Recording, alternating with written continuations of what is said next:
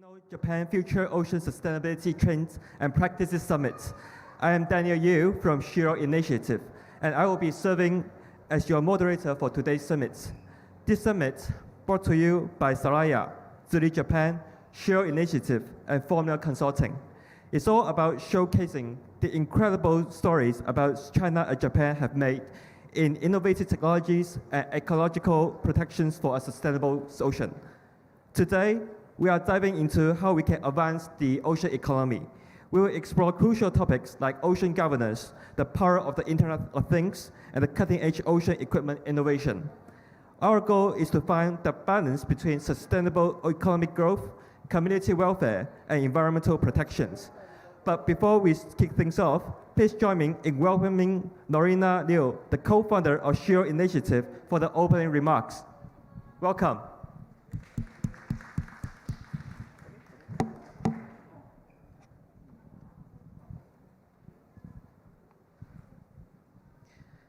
Distinguished participants, ladies and gentlemen, good morning.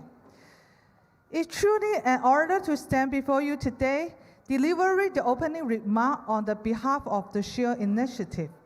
Here within the sturdy and unique immersive setting of the Blue Ocean Dome, I extend a heartfelt welcome to all of you. Your presence here, your key interests, and your unwavering dedication are what we have made this summit not just a possibility, but a viable reality. I want to express my deep gratitude to the organizer of this meeting. A special acknowledgement goes to Mr. Saloya-san, the principal of the ZERI Japan and Saloya, for his support and the foresight. My sincere thank you also to Mr. Mariko and her exceptional team, whose effort has ensured the seamless execution of this summit. And finally, I'm grateful to Mr. Ken-san of the Formula Consulting for his outstanding coordination effort, which has been instrumental in bringing us all together. Before we dive into the core theme of our summit, please allow me to offer a brief introduction to the Shero Initiative. Established in 2022, Shero Initiative is a dynamic China-based innovative platform dedicated to support the caring economy, empowering women, the innovation and the entrepreneurs, as well as the promoting the sustainable development, thereby forcing the positive social progress. We proudly co-hosted the first Asian Tech Women Forum, a groundbreaking event and bring together leading the female innovators in the technical sector. We also organized the first women-focused entrepreneurs competition, providing a vital platform for the emerging female business leader. Furthermore, we pioneered the first forum on impact investment from a gender perspective, highlighting the crucial role of the capital in driving the equity in the sustaining change. Shero Initiative focused on the present global issues, such as the climate change and particularly the health of our ocean. The ocean economy is not merely a segment of the global economy. It's the fundamentally pioneer, encompassing a number of vital sectors, from the food providing by fishing and agriculture to the economic vitality of the coastal tourism, and the promise of the renewable energy. The ocean field prospects the well-being across the globe. The UN assessment, the whole world's ocean economy is valued at astonishing $3 trillion to 6 trillion per year, supporting the livelihood of the 3 million people. This figure alone underscores the ocean, the irrepressible role in the human society. However, this vital global resource is under persistent In recent years, the ocean economy is facing the pressure from the different impact of the climate change. Rapid overfishing, the more importantly, the practical pollution. The practical pollution is not only inflict the severe damage upon the marine ecosystem, distort the marine biodiversity, but its rapid effect extends far beyond the natural world. Its dynamic impact the livelihood of the millions, undermines the global food production capability. The consequences are far-reaching and demand urgent and considered action. Regarding the ocean's vital roles in the sharing human destiny, China's priority in innovating the solution for the environmental challenge, through the ecotourism and the eco-fishing, we foster high-quality coastal development, balancing the grouping with the environmental stewardship. In 2024, Chinese gold ocean product reached 10,000 billion yuan, a 5.9% increasing years on years, contribution 7.8% to the national GDP. China and Japan are close neighborhood with over 2 years. We have the significant influence each other's development. We are enduring the relationship is crucial for both the region and the world, especially in these certain times. Today and tomorrow's event present a unique and timeless opportunity to inject the new energy that proposed into our long-lasting relationship.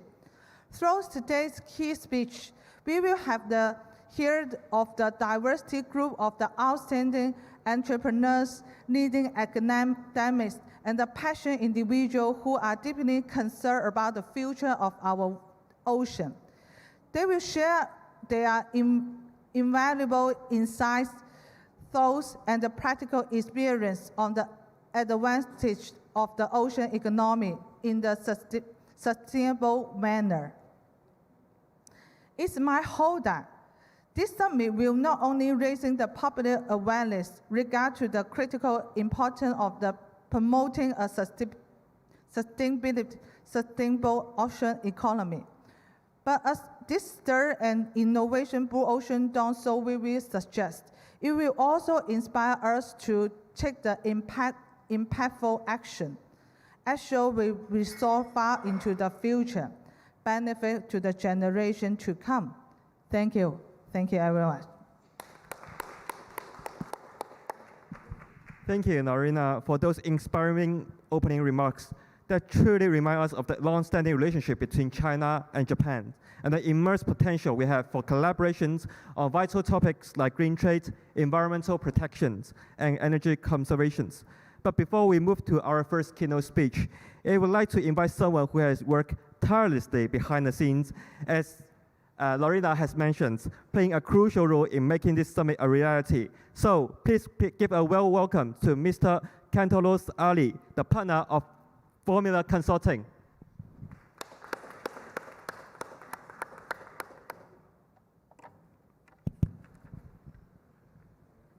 じゃあ最初に日本語で話したいと思います。皆さんおはようございます。アレイと申します。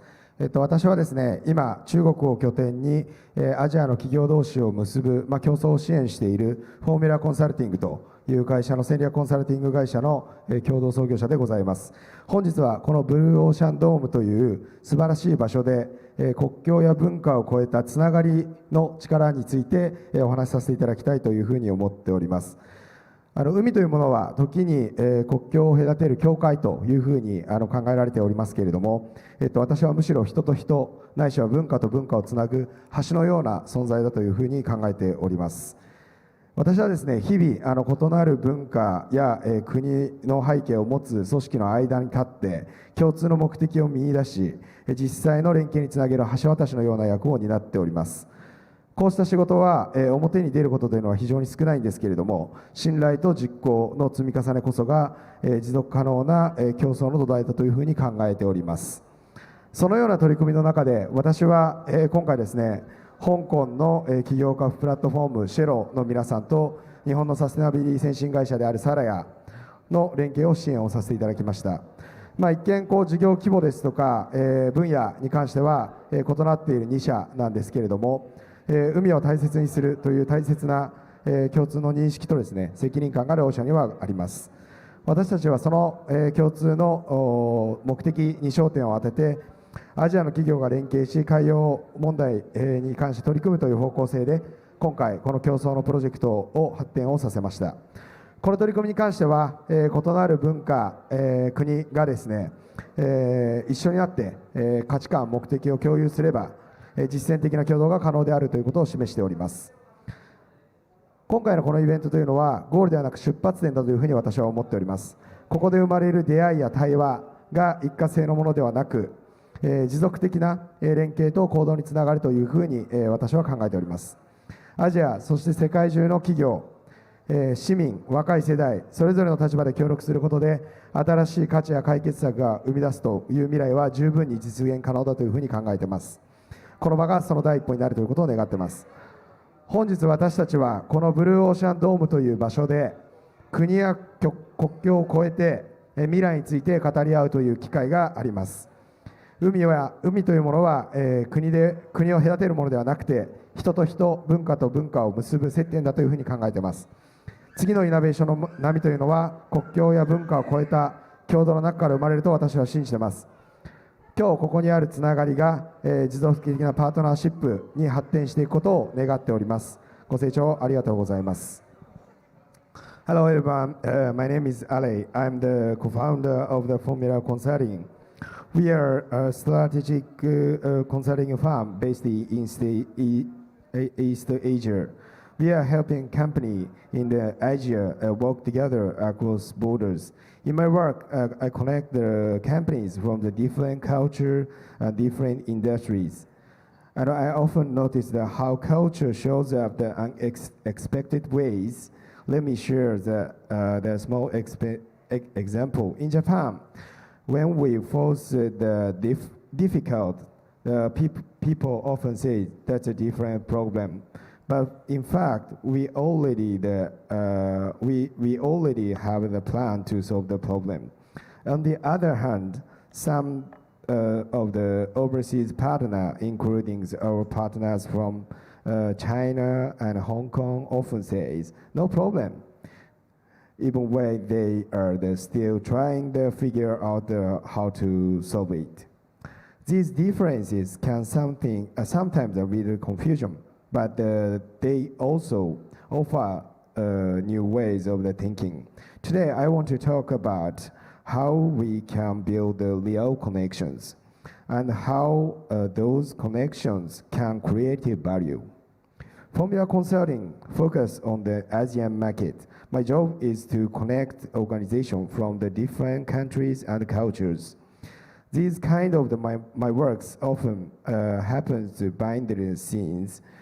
But I believe trust and follow the truth what we make the collaboration work. That is the foundation of for the real innovation. This project was between two very different groups. One of the Shero, a platform for the entrepreneurs based in Hong Kong. The other was a Salia. At first, they seemed far apart, but they shared one big concern.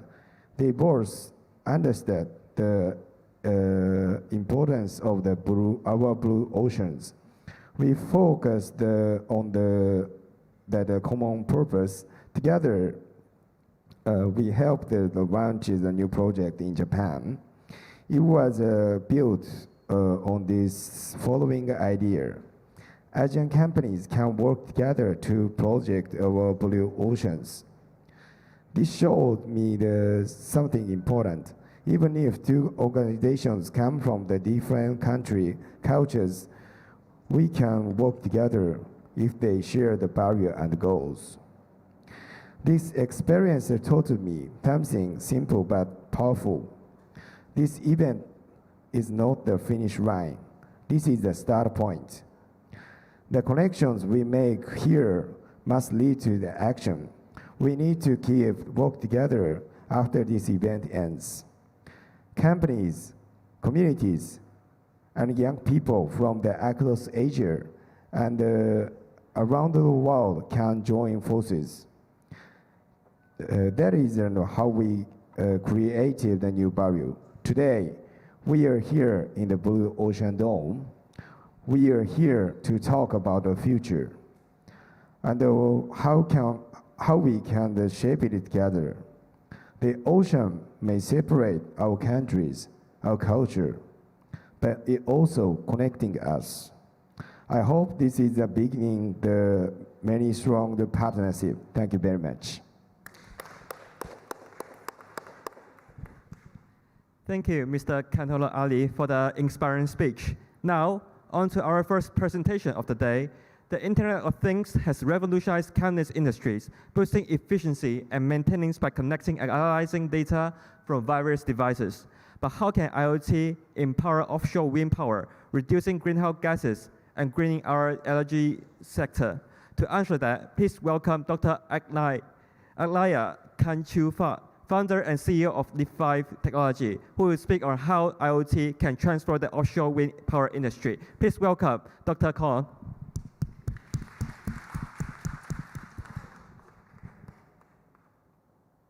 Morning, everyone, and it's very exciting to stand in front of you on this ocean dome.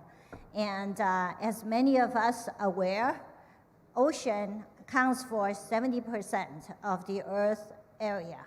So if Earth fails, we fail as the planet.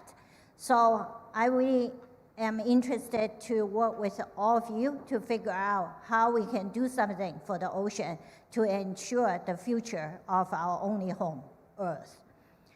I've been working on IoT solutions for a long time. If this clicker works,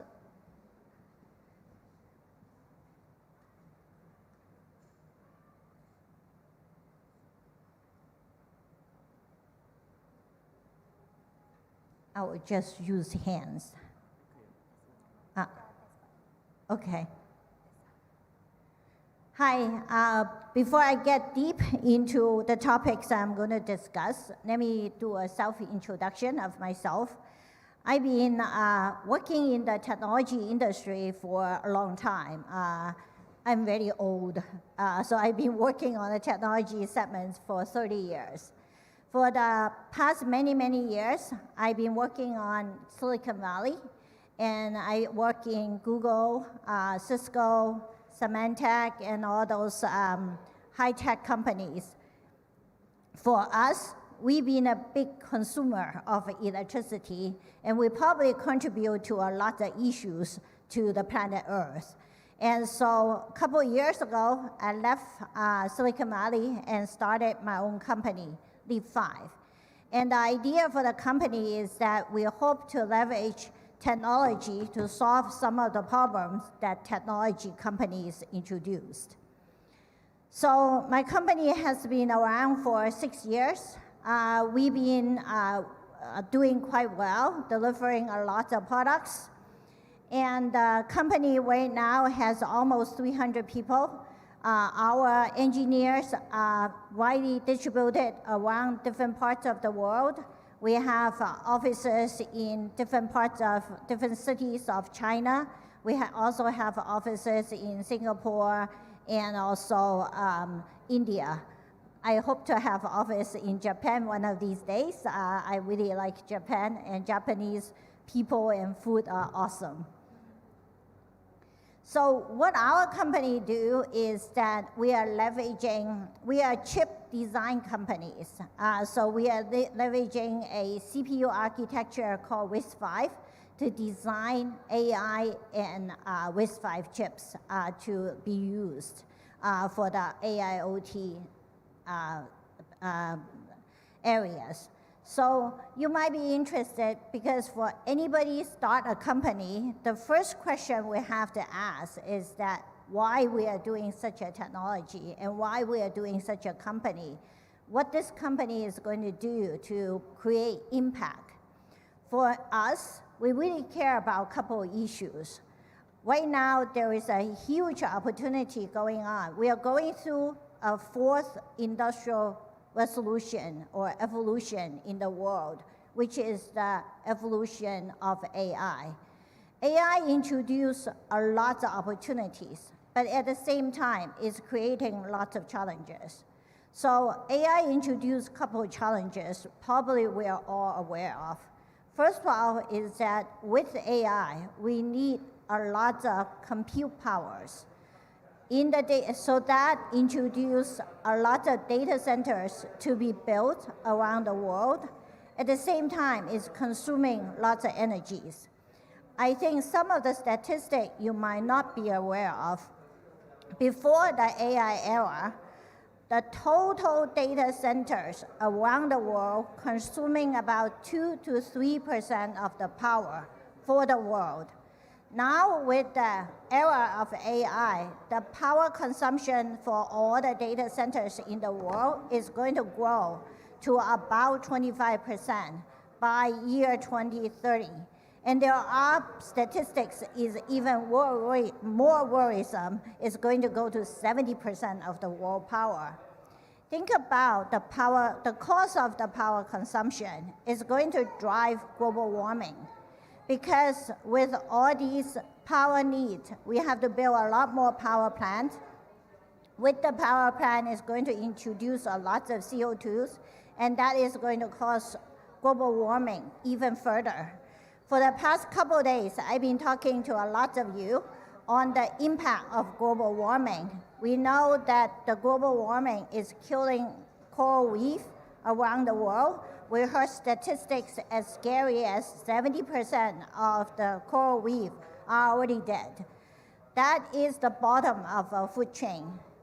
And also, global warming is going to cause the rise of the ocean levels. That is going to displace 800 million people's home. So how do we do something about this? It becomes super important. And I always have a saying, when technology is causing the problem, we can also use technology to fix the problem. Because, we are the one causing the problem. We should figure out how to fix the problem using technology. So following my session, I'm going to explore with you different ways to think about whether it could be a solution that help us minimize some of the problem that we cause by technology. So to do that, let's look at the root of the cost. Right now, if we look at for the past 30 years, compute architecture has been increasing in demand year over year. And by the way, increasing compute means increasing demand for energy, just to match that. So for the past 30 years, every year we are seeing 10% growth for compute requirements. But because of AI, we are seeing 25% demand growth for the compute demand.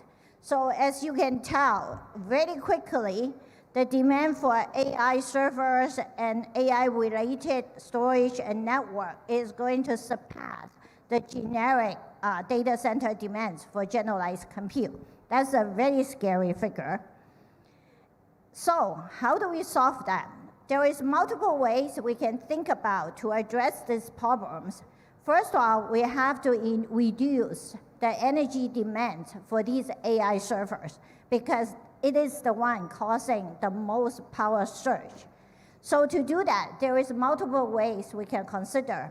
First of all is that since I am in a semiconductor industry, so I look at it from the semiconductor point of view. Right now, in the world, everybody is doing something called a SoC. So it is called system on a chip. So you hear about AMD is announcing a 5 nanometer chip. NVIDIA is announcing the next generation GPU. all these chips is taking a lot of investment to make. And also, once they become a server, it's consuming a lot of power. So what we have to consider is how to reduce the power consumption of these compute chips. At the same time, we can support the AI demand. So what I am proposing and also doing as part of our company is that, first of all, is that we are reducing the duplication of creating newer and newer SoCs. So to do that, basically we are going with a RISC-V architecture because it's the most optimized CPU architecture from energy perspective. And also for the compute, we are just going to stay the same compute power for generalized compute. But for anything related to AI, we are leveraging a separate chip. So in this case, we're not duplicating the compute over and over again. So that's one direction and innovation we are driving. Then the second thing is that we are designing the chip using something called a chiplet model. And what is chiplet? Basically, it's a Lego. So before, when you are putting a car together, there is a way that you can put a whole car together by one company. But if you look at the past many years, the car industry has been componentized. So every different company is optimizing making one component. Given that that one company is doing one thing, and one thing really well, it can get the cost down, the quality up. But for the past, we don't do that in the chip industry. So right now, we are changing direction for the chip industry. So as you can tell, we are going to break down the entire chip into different components. Each component can be specialized, done by one particular company. And then that's one benefit. Then the second benefit is that each chip can be using different type of fabrication technology to make. Because for certain component, you really don't need a 3 nanometer tape out. A 28 nanometer will be good enough. In this case, the cost of the chip, the timing to make the chip will become much faster. And also the most important thing is that the energy consumption for this type of model, it also get reduced dramatically. Combining these two technology, I can tell you that the power consumption for the server chip will reduce by at least 30%. Think about the number that is super big, consider. And then another thing is that cost of producing the server chip will reduce by 75%. And the timing will go from 3 to 5 years to 6 to 9 months. So that is the efficiency and power consumption we can gain from going with this architecture. So I talk, but I also need to make sure we walk the walk. So for the past couple of years, D5, my company, has been following what I am saying and also what I'm promising to drive our chip design. So for the past 6 years, we had delivered a wide range of chips for the AIoT industry. We deliver chips from the lower end to the medium end to the high end. All of them have 3 key capabilities. First of all is every chip is ultra low power. Second of all is every one of these chips is industrial certified. That means we can use it in the water, use it in the open, use it in a very destructive environment. And then the third thing is very important is each one of them contain edge AI capabilities. So we can leverage AI to help us to make decisions very fast on the edge in real time.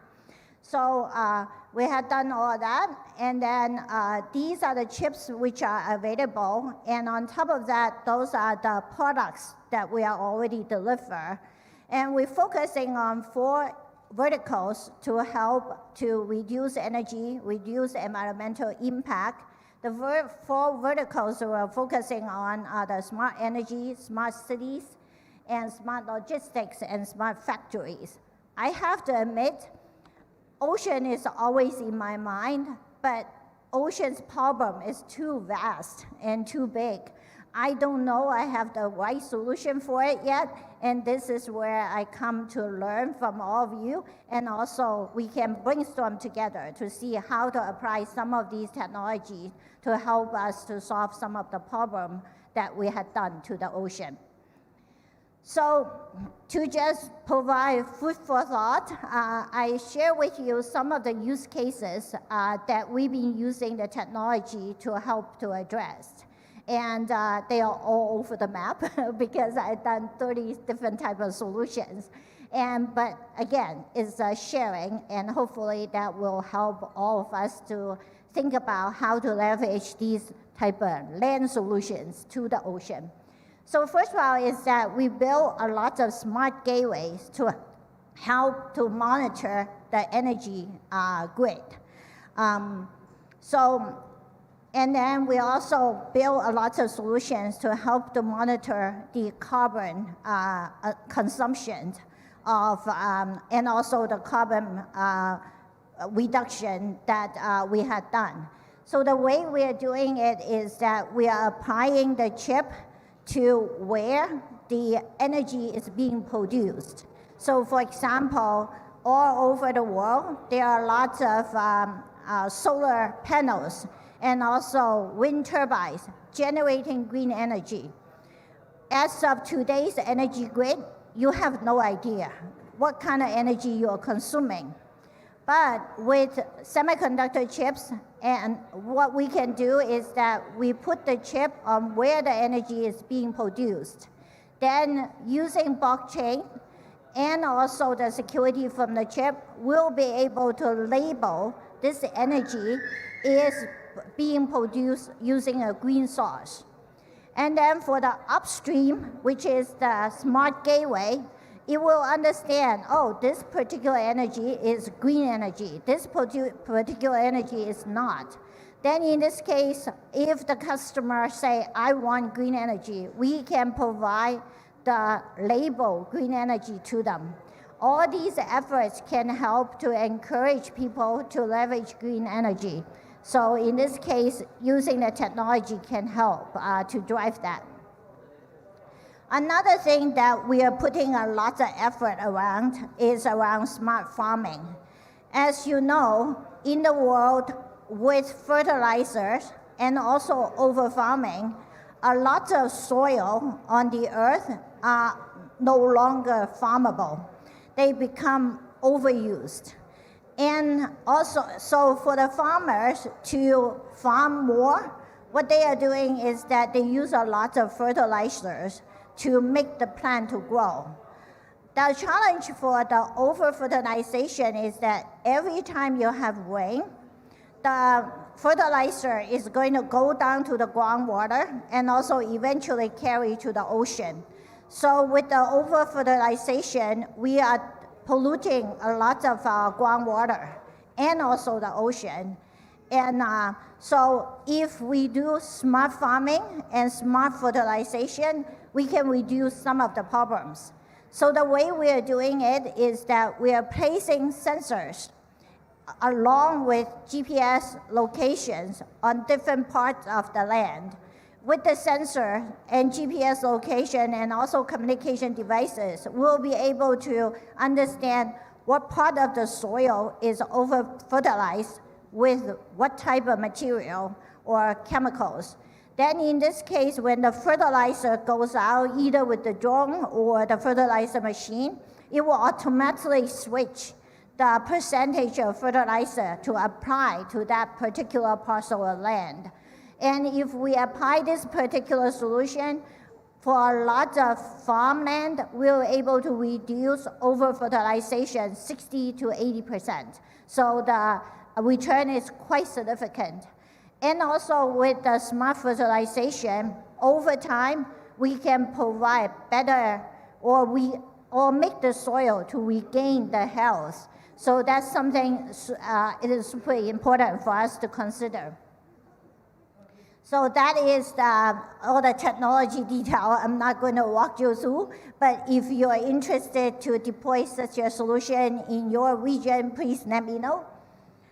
Another thing we are doing is that we leveraging IoT solution and also drones to inspect the power lines. Why this is very important, first of all, is that all over the world, there is couple of million kilometers of high power lines spread around the world. And since these power lines are in the mountains, are in a lot of area that there is no people is maintaining it. The problem will be when there is dry weather or there is forest fire, a lot of these power lines will get destroyed or will get burned up. In this case, it will cause explosions and also cause more forest fires. So what we are doing is that leveraging IoT solution and smart gateway and also drone, we are placing the smart gateway every 2 kilometers of the high power lines in China. That's our first deployment.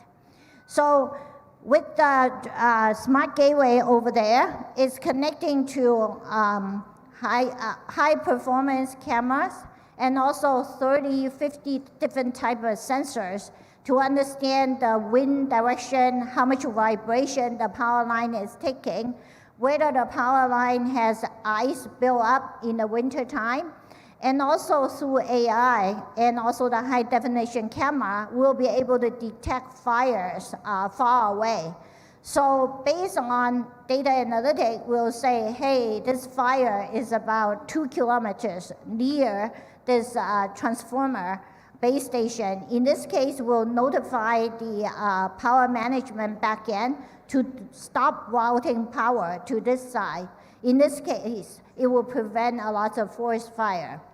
And also, just to help every one of us to have some fun, without going into this solution, I never know the birds really like to build nests on these power base stations. We'll get bunch of bird nests built up. With the bird nest, with a thunderstorm or sudden surge of power, it's going to caught on fire. And then it will burn down the device. So I have to tell you, right now, my AI, I have 2,000 models just to detect different type of bird nest. It's quite fun. And same type of AI analytic is applying to the drones. So in this case, instead of placing the base station in every one of these substations, we'll be able to leverage the drone to just fly along the power line. And then on the fly is detecting what's wrong. And then using the GPS location to label the places that has a problem.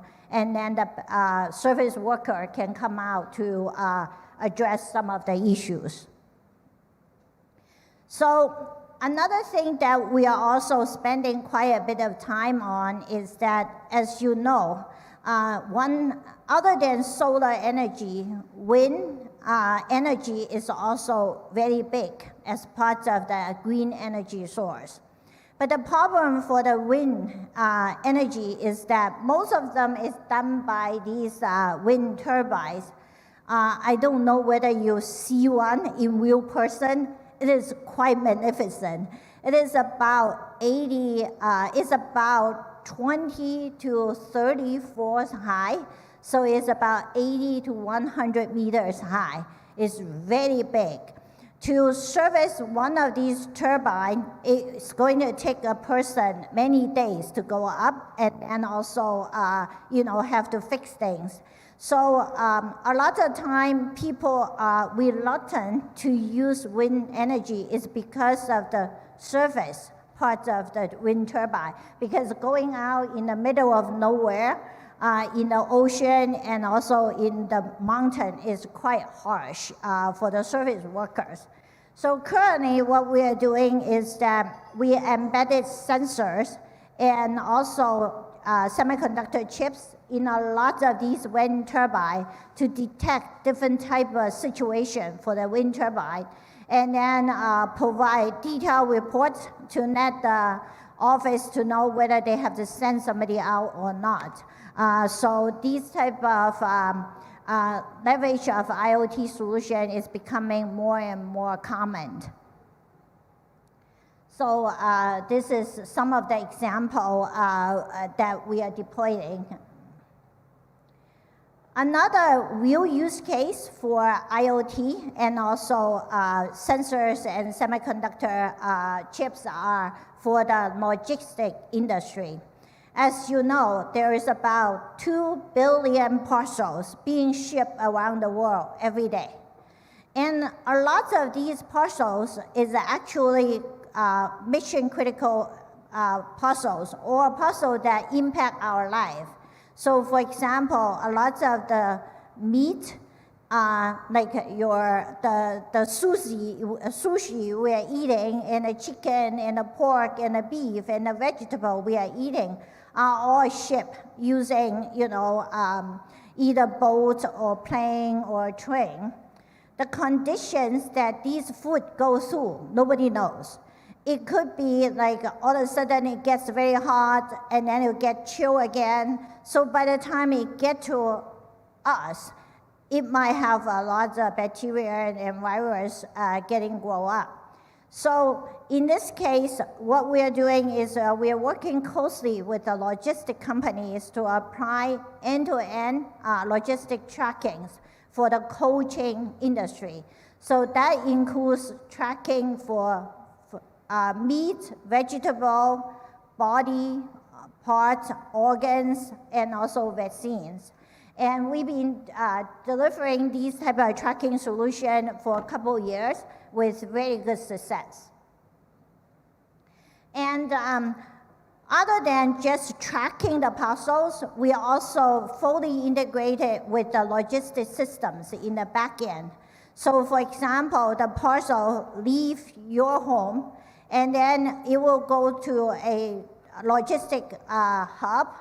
And right now, most of the logistic hub or warehouse in the world is done by robots already. So the trackers will have location-based services.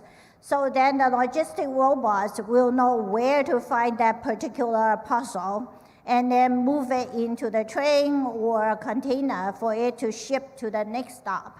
And so with these type of automatic solutions, we are able to reduce a lot of operation cost and energy, because most of these logistic warehouse now can be lights out industry. They don't have to turn on the light anymore because the robot doesn't need the light to find stuff.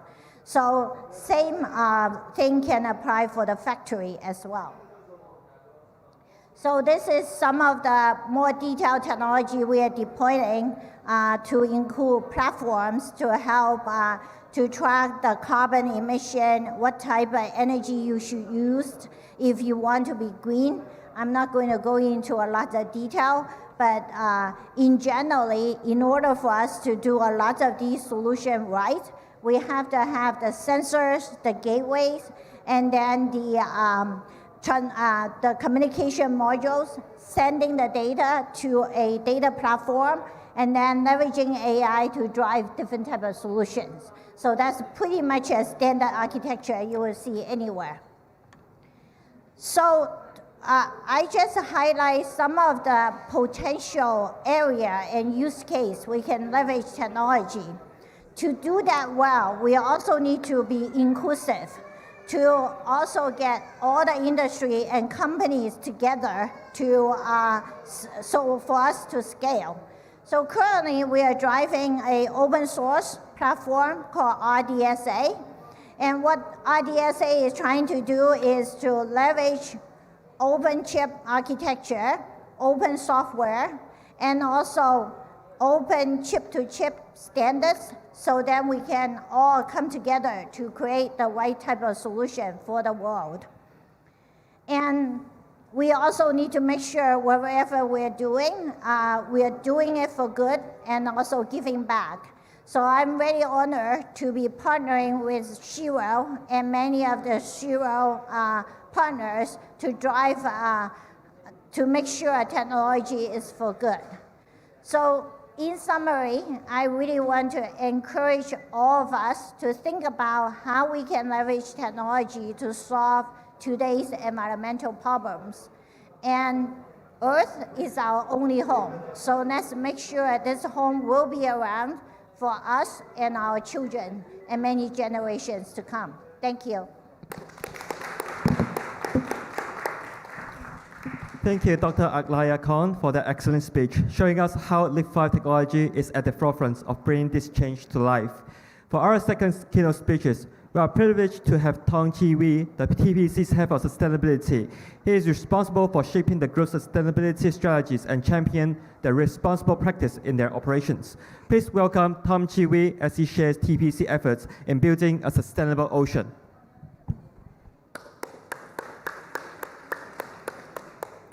Good morning, everyone. So I'm here to give a presentation on what my company is doing on oceans.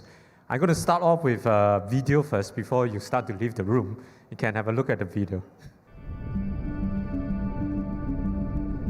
The whole Asia-Pacific area from the north all the way down through what's called the Coral Triangle is a giant area, almost completely unexplored. We've done dozens of missions, and we do these missions in partnerships with others. We just completed a series of missions in Indonesia because Indonesia has the greatest underwater biodiversity in the world. And in order to do planning for the future, they have to know what's there in order to protect it. That was what that mission was about. And it produced a lot of great research and also great media. We have partners from BRIN and from different universities in Indonesia. The first leg really focused on geoscience, geophysical science, and oceanography, seeing how the seafloor has changed since the 2004-2005 tsunami. Indonesia is what we'd like to call the laboratory for natural disaster.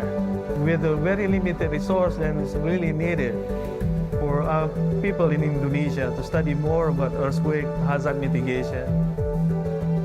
What we find in the Aceh area are that faults are active. That activity becomes risk. And the mapping that we've done with the Ocean Explorer is really starting to build towards a comprehensive understanding of that risk. We also have a chance to visit the site close to the 2004 event. I've been a tsunami victim 20 years ago. I saw the wave, and then now I study it. Being able to use this really incredible assets, especially as an Indonesian scientist in Indonesia, has been absolutely amazing. It's way beyond my expectations. Every single corner of this boat is beyond my expectations. Indonesia is large. We have so many islands. So when you put all those components together, it creates Indonesia, right? So there's still a feeling of me being at home at the same time being able to see and try out so many new things. The second leg of our mission in Indonesia really focused on biodiversity, also looking at all of the fisheries that exist here. We're hoping that this information could help us give management recommendations, especially on where to design marine protected areas. We're also hoping that this information could be useful for sustainable fisheries management. Fisheries is really important in Indonesia, not just economically, but also for food security. It's also important culturally. All of this data is being collected for the first time. It's all new, and it's all going to serve as a baseline for how they're going to conserve and manage biodiversity in this area. Once we have the results and once we're able to get the word out on what our findings are, that's when the real policy work begins. We expect that we will have a big impact in drawing attention to the importance of the ocean, the excitement of the ocean, and our goals are to change the whole approach to the ocean, to move the dial, move the needle. We expect to be there for years to be able to cover that area, the Asia Pacific, because it's just so huge and it's so important. Okay, so that's the video that OceanX has been working on, and this part of their work as well. So where does TPC stands, the company I stand in the whole scheme, is that traditionally we are in shipping. That's it. We're in shipping, and for many, many years, the shipping maritime industry has been extracting value from the sea. Now it's time to return the value to them. And that's why we are very much involved in this, and it also pertains to our business. I'm going to talk about, these are agenda slides. I'm going to talk about it briefly. I'm happy to have a chat with you after the presentation. TPC, we have three main branches of arms of business. The first one is the Octave, where we believe in a well-being era. My chairman, Frederick Tsao, likes to say something like this. If you are not well, how can you make the world well? If your family is not well, how can you make your work well? I think there's a lot of logic in it. So if it doesn't come within yourself and you are not good, how can you go out and do something better? So better fix yourself better before you go out and try something. And that is pretty much what Octave is doing. That's our business as well in terms of well-being living and well-being itself. The second part is traditional, is logistic maritime. I will show you much later. We also have plantation and some mining as well, and real estate. Investment falls under here. And the last one is on number 17 foundation, is where our philanthropic arm comes in play. And that's where we have a lot of collaborations with OceanX. So this is what number one is about Octave. We have a School of Life. We go through programs. You come out of the program feeling more conscious, more aware, more refreshed. It's a 7 days, 6 nights. No coffee, no handphones. Then we have our own resort in Suzhou near Yangchenghu. We also have one at Furano in Hokkaido. We are building, renovating one. And we are looking at including one more in Thailand. The last one is on investments. We do a lot of Series A, Series B startup investment.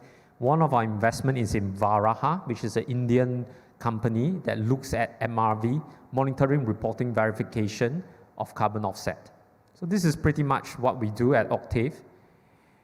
At IMC, we have shipping. So we have chemical tankers. These are real big tankers. So they move from ports to ports, from Europe to India to China. So this is our shipping side. And we have shipyards and engineering. And so these are the things built by us. We have it in Thailand and Indonesia.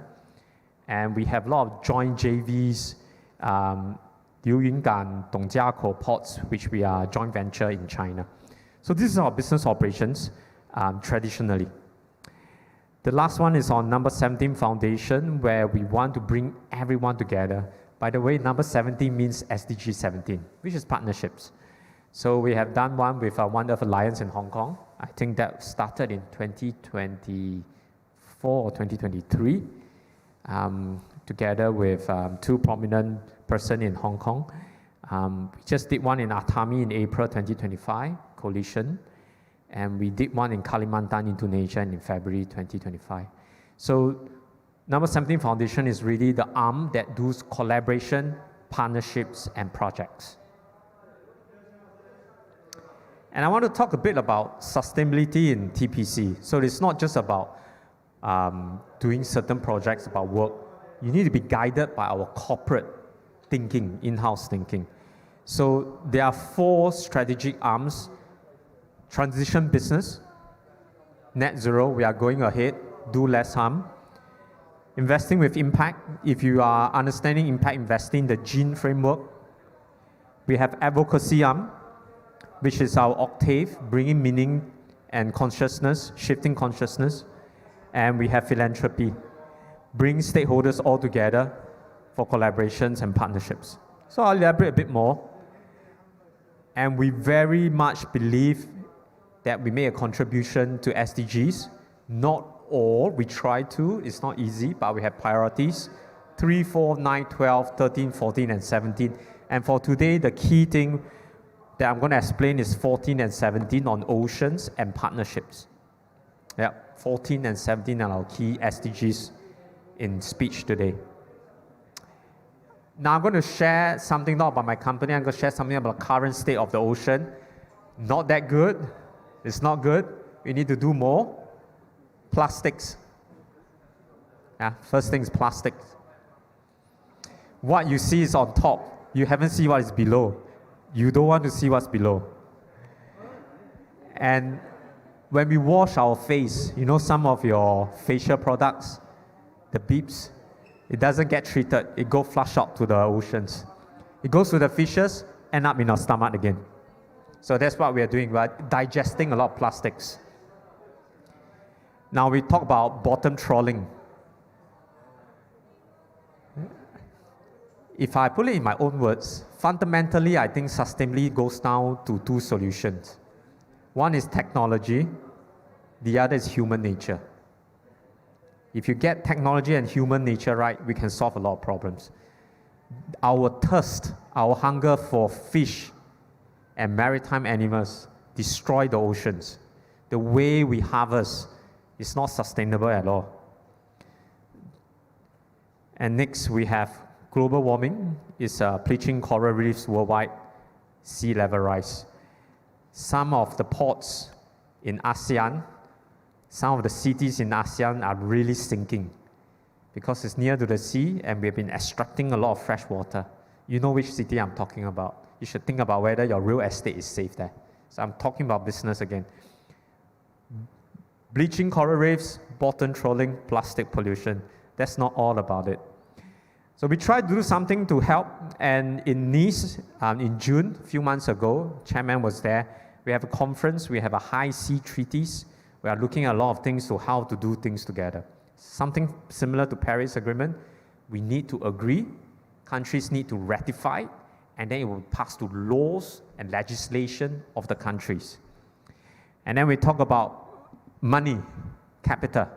No matter how ideas, how good they are, you need financing, and that's where the blue finance gap. So in the past, it used to be green loan, green bonds, and then you have social loans, social bonds, sustainability loans, sustainability bonds, there's a link loan, link bonds, and there's something called orange as well, it's for gender, and of course there's blue. So it's not just ocean, it can be on lakes, wetlands as well. And we definitely need indigenous peoples, their knowledge on how to make the sea and the oceans better. Now these are all the current trends across the world, and it doesn't really matter where you pollute it because the impact will be felt worldwide. Same thing as for air. Now I want to talk about how TPC is affected and how we are contributing back. We are in shipping. We are heavily regulated by IMO. Okay, IMO is the organization. They require us in EEXI and CII rating. Now this is important. You get a rating of E for 3 years, there's a lot of consequences. Yeah, so you try to get A as much as possible. Now we have to pay EU ETS. Every time our vessels go into the Europe ports, we're going to pay half of the voyage carbons. So this is one of them. The IMO has made a goal to reduce carbon intensity of all ships by 40% by the year 2030. They make the pledge, we carry out the pledge. So we need to retrofit, we need to optimize our voyage, we need to do efficiency, and we need to do just-in-time arrival to reduce the amount of carbon emissions. And that's also good savings for us as well. Similarly, we face increased expectations from stakeholders from different parts of the world to do something. So how we are doing is we reach out for collaboration. This is in France, Morocco as well, in just 2 months ago. So that's a United Nations person, and my chairman is on the right side of the corner. He's speaking at Blue Economy, and we cannot just look at the ocean's problem as, or rather, too often we look at problems as isolated. We see a problem, we solve the problem. We see a problem, we solve a problem. That's not going to help. We need something which is more holistic, that covers all the problems. And we need a holistic solution. If not, our solutions are not lasting and too minor. It doesn't change the bigger scheme. Yeah. Remember a few years ago we talked about the straws, and then you have the straws inside the tortoise nose, and everyone said, let's not use straws. That's just a very small thing in the whole bigger picture of the problem. Now, leadership must embrace financing, as I mentioned. Financing comes in different parts. It's called blended finance.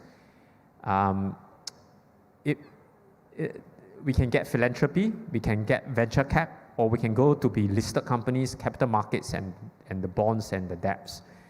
What I'm trying to say is that we need different sources of financing. Because if it's so easy to get the financing, it shouldn't be a problem by now. Because it's difficult for returns, that's why at different stage of the project, we need different financing source.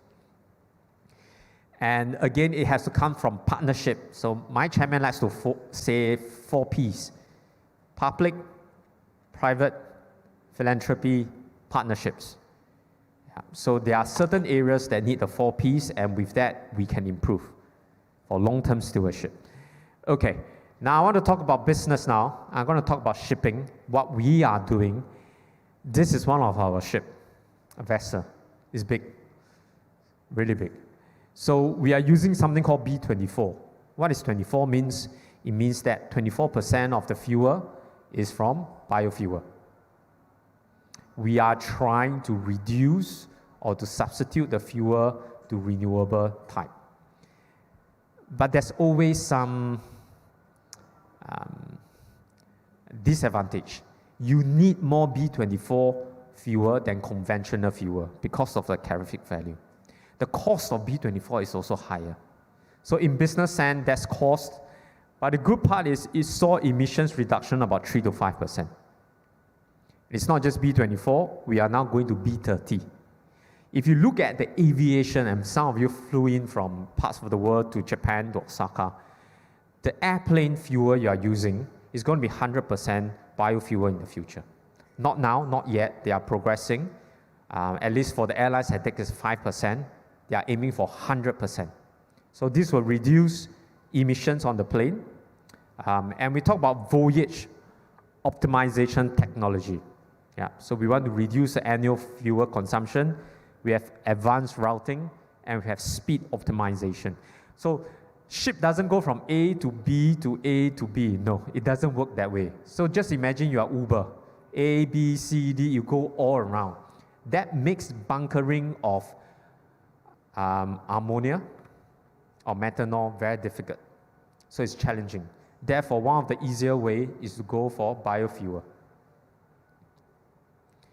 I'm going to talk about what we do at a shipyard. We do something called wind sail propulsion system to harness wind power. In the past, vessels use wind power, so it's not new. It's just that our vessels are new and advanced. We are thinking of how to use wind power back. But this wind power is complement. It doesn't substitute 100%. It's just complement. There's something called the Balbo's bow modification, and this is what we're talking about. So we try to streamline the flaring to make it easier to float. We increase the speed and the range and increase the fuel efficiency. All these reduce fuel efficiency. These are not our vessels. They come to our repair shipyard, we do it for them. Yeah. And we have a lot of a lubrication system and shaft generator, advanced prefab tech. All in all, we are trying our best as part of our business to make all the ship that comes to our port more efficient. When it's more efficient, it's good for them because it's cost savings, and it's good for the world in terms of emissions. All right, and we have a lot of research and development. These are all in-house technology. Again, it's our shipyard. This is in Zhoushan, China. We are using ultra-high pressure water blasting tech. So every time a vessel comes to our ports, we have to raise it up. We didn't raise it up. We drain the water, and then you can work from the bottom. And they need a new coat of paint. So we need to remove all the particles, as I mentioned yesterday. These are bad stuff that reduce efficiency. We clean it. We have to water blast it, and then fresh coat of paint. We try to reduce head count. We try to increase efficiency. Reduce head count to reduce exposure to the chemicals. That's what we are aiming for. And we want to talk about our investments. We invest in VC funds. We invest in something called Motion Ventures VC Fund, Round 2, Fund 2. They look at decarbonization, supply chain in maritime, and they are looking at contributing to SDG 11, 13, and 14. Yeah. So if you look at the fund, it's FUN as well, but the FUND invests in a lot of different startups. Some of them are in health and safety of the vessels. Some of them are decarbonizations. Some of them are in logistics. Now I want to talk about collaboration. So I'll talk about business. I'm going to talk about collaborations. We just saw the video with OceanX, and that's the high-tech H technological research vessel.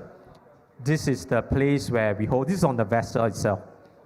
This is on top of the vessel itself.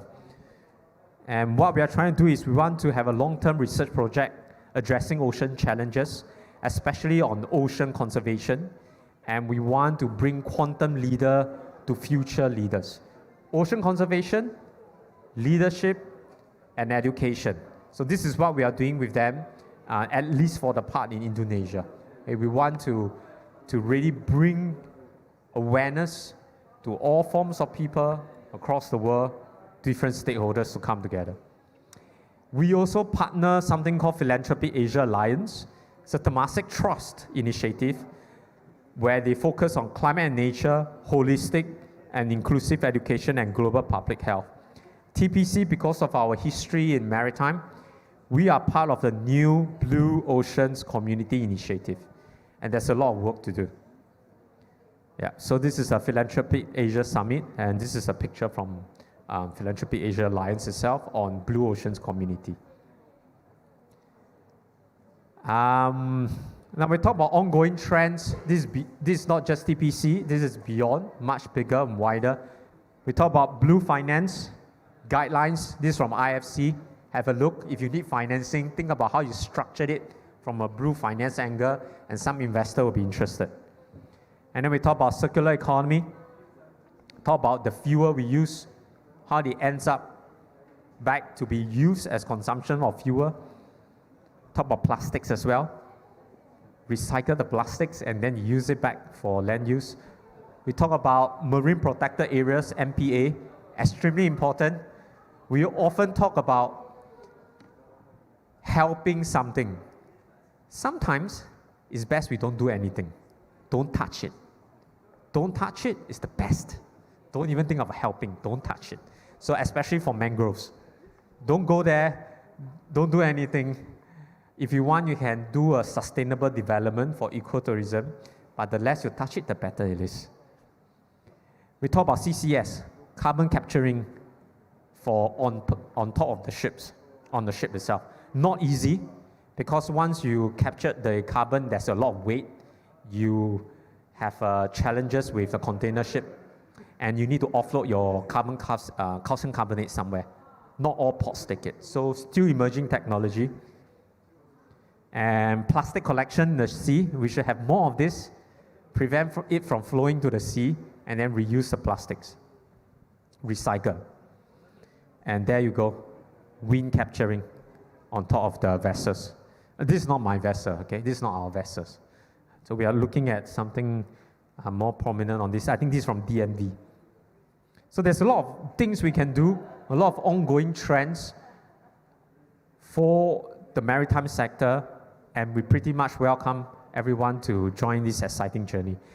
Now the last part, back to the collaboration, I think this is the second last slide, is that coming September in Singapore, we are gathering a lot of, we're collaborating in WEF, World Economic Forum, and we have partnership with Philanthropy Asia Alliance, One Earth Alliance, Family Business Network, and the others. We are going to do a 5-day event in Singapore, Suntec, that talks and bring thought leaders together to transform, including sustainable financing, nature restoration, corporate philanthropy, tech and AI, and partnerships. So this is something that we are looking forward to in September, to bring policy setters, business, education, civil societies together. With that, this is my last slide. We welcome you to collaborate and co-create with us towards a well-being and happiness era. It's all about collaboration. Yeah, we cannot do it alone. We have to do it with more people, skill it up, then the impact will be greater. This is the chairman on top of OceanX. This is him at World Economic Forum. This is with United Nations. And this is in the office where we have a celebration. With that, thank you very much for your time. Thank you, Mr. Tan Chi-wee, for the excellent presentations about the current state of the oceans and the TPC contributions to a healthier and sustainable oceans. We are now heading into our lunch break. Please be back and ready for our afternoon sessions, which will commence around 2 p.m. We will see you all shortly. Thank you.